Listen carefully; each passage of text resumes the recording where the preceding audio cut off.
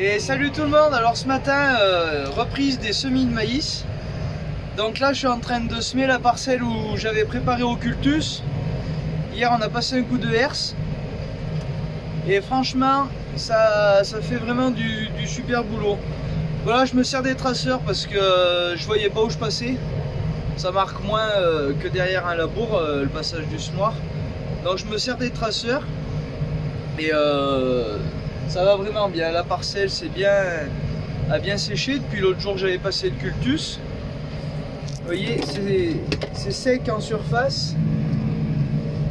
Et dessous, on trouve vite la fraîcheur pour poser la graine. Donc c'est un semis vraiment dans de bonnes conditions. Pour un essai, pour une première, c'est pas mal. Donc si ça marche, on renouvellera ce système là, comme ça, de passer avec le cultus et un coup de herse, donc un système sans labour. Parce que mine de rien, ça gagne pas mal de temps à la préparation. Parce que pour labourer un hectare, il faut un peu mieux d'une heure quand même dans nos parcelles. Avec les pointes et tout, ça perd vite du temps. Et que là au cultus, vous voyez, la parcelle elle fait 3 hectares. Et j'y ai travaillé, allez, 2 grosses heures à tout casser quoi. Bon, après on peut pas dire que ça sort plus de pierre qu'en labourant. Bien sûr, après faut pas aller plus profond que la charrue parce que là c'est sûr qu'on trouve des pierres facilement. Faut que je change mes traceurs de côté. Je suis en train de faire une pointe, alors si le traceur il repasse là où j'ai semé, ça va pas être terrible quoi. Donc voilà. Donc hier aussi j'ai fauché 20 hectares. Donc pour ensiler. Au passage, c'est quand qu'on a ensilé? Je sais même plus. On a ensilé lundi, mais on est mercredi. Donc on a ensilé lundi ce que j'avais fauché le samedi. Donc là aussi super rendement. On n'a pas pu tout ramasser parce que les silos étaient pleins. Et pour vous faire un ordre d'idée du rendement, on tournait avec 4 remorques de 15 tonnes. Donc des jolies bennes par chez nous. Et on faisait 3 remorques hectares à peu près. Selon les parcelles, mais en moyenne c'était ça, un peu plus de 3 remorques hectares. Donc on a rempli le silo couloir et l'autre petit silo qui est dehors. Et donc aujourd'hui on attaque d'ensiler dans l'après-midi et demain matin. Donc il y a de nouveau 21 hectares et demi à faire. Donc il ne faudra pas non plus perdre trop de temps parce qu'il y a un collègue qu'on va ensiler chez lui derrière. Et en plus c'est pas des grandes parcelles comme l'autre jour, des parcelles de 7 ou 5 hectares quoi. Donc il faudra le temps de passer partout. Et donc là il nous reste un silo de libre, plus finir de remplir le silo de l'autre jour. Donc quand on avait fait le seigle, on n'avait pas tout à fait rempli le silo. Donc là on va commencer par remplir ça. Bon, il n'en ira pas beaucoup, on va mettre 5-6 remorques je pense. Mais bon, ça sera toujours ça de gagner. Et donc voilà. Et donc après il restera encore 6 hectares de maïs à semer. Donc tout doucement on en verra le bout.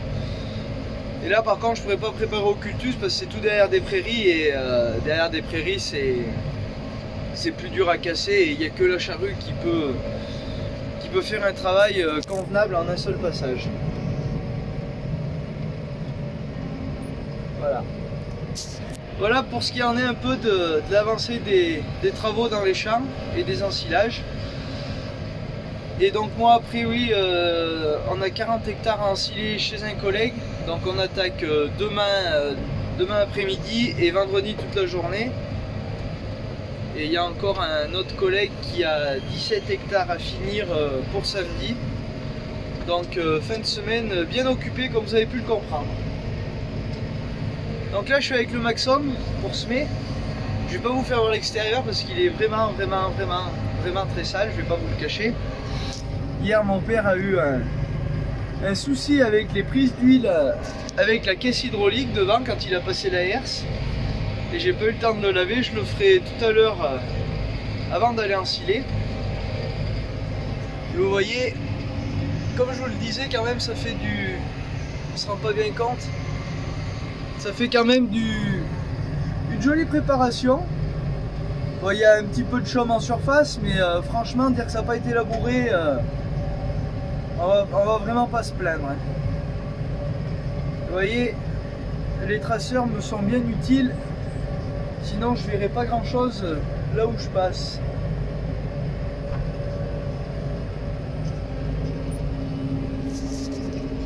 Voilà.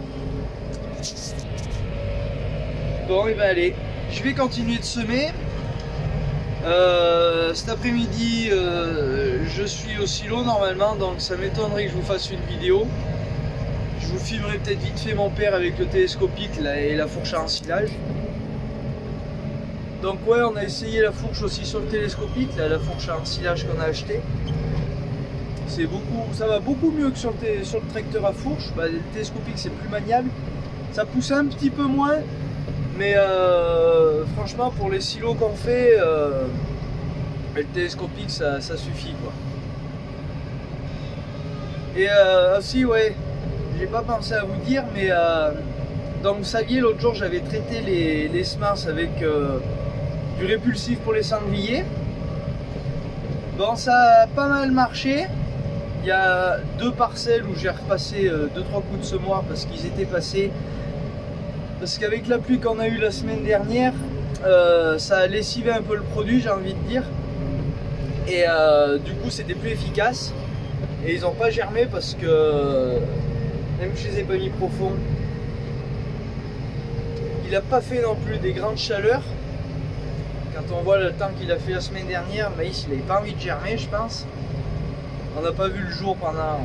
On n'a pas vu le ciel pendant 4 jours la semaine dernière, donc il y avait du brouillard et tout. C'était pas un temps à faire germer du maïs. Donc voilà.